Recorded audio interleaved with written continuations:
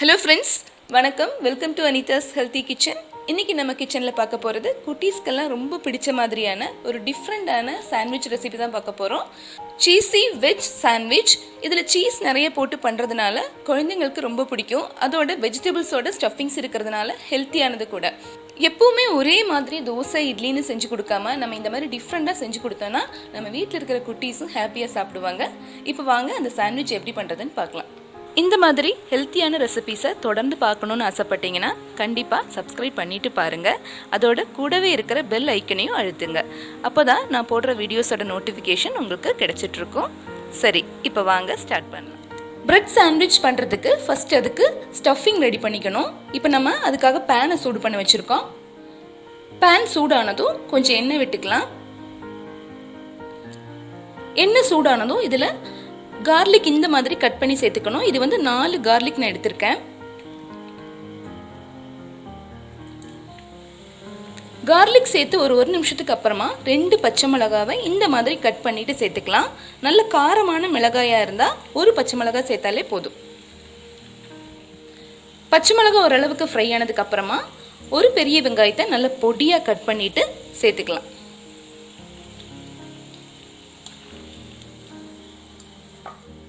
வெங்காயம் இந்த அளவுக்கு நல்லா வதங்கினதுக்கு அப்புறமா நம்ம மசாலா பொடியெல்லாம் சேர்க்கலாம். 1/2 டீஸ்பூன் மிளகாய்த்தூள், 1 டீஸ்பூன் மல்லித்தூள், 1/2 டீஸ்பூன் கரம் மசாலா தூள், 1/4 டீஸ்பூன் ட்ரை மேங்கோ பவுடர், அதாவது ஆம்ச்சூர் பவுடர்.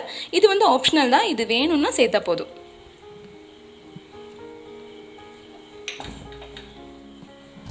நம்ம சேர்த்த மசாலா பவுடரோட பச்சை வாசனையெல்லாம் போனதுக்கு அப்புறமா நம்ம இதில் வெஜிடபிள்ஸ் எல்லாம் சேர்த்துக்கலாம்.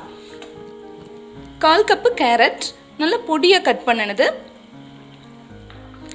அதே அளவு பீன்ஸ்,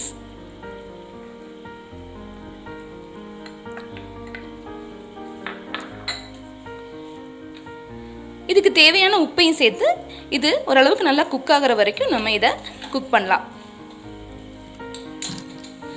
இதில் தண்ணி சேர்க்கக்கூடாது.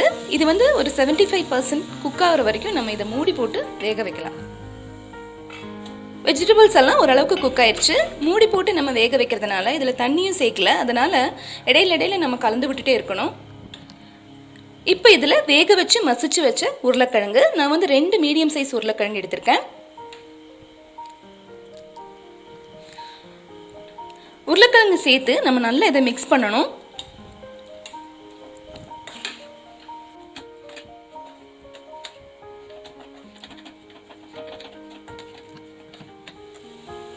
இப்போ நல்லா மிக்ஸ் பண்ணியாச்சு.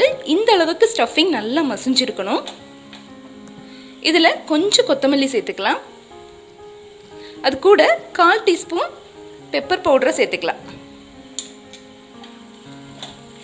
பிரெட் சாண்ட்விச்சுக்கான ஸ்டஃபிங் ரெடி ஆயிடுச்சு. இப்போ நம்ம ஒரு கிரீன் சட்னி அரைக்க போகிறோம்.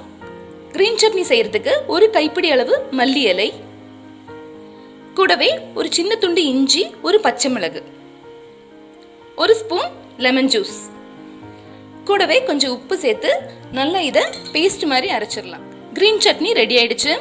கிரீன் சட்னி அரைக்கும் போது நீங்கள் 1 ஸ்பூன் தண்ணி சேர்த்தா போதும். இப்போ நம்ம சாண்ட்விச்சுக்கான பிரெட் எடுத்துக்கலாம். பிரெட்டில் நம்ம இப்போ ஸ்டஃப் பண்ணலாம்.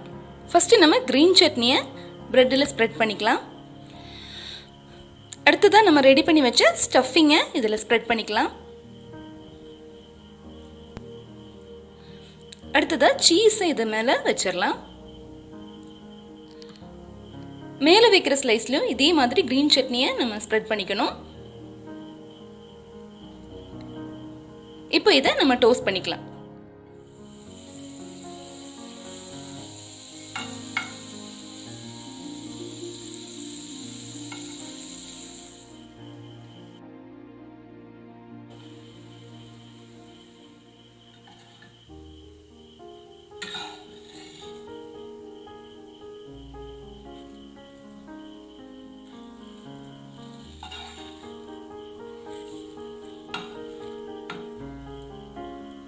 பாருங்க எவ்வளோ அழகா கோல்டன் ப்ரௌன் கலராக வந்திருக்கு. சீஸ் எல்லாம் நல்லா மெல்ட் ஆகி பார்க்கறக்கே ரொம்ப சூப்பராக இருக்கு.